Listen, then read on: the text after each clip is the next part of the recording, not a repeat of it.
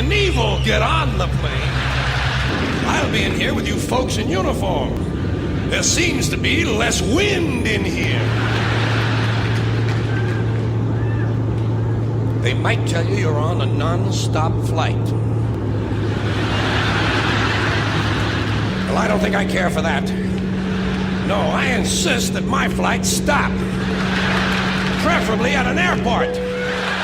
It's those sudden, unscheduled cornfield and housing development stops that seem to interrupt the flow of my day. Here's one they just made up. Near miss.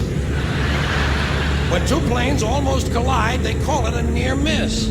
It's a near hit. A collision is a near miss. Look, they nearly missed.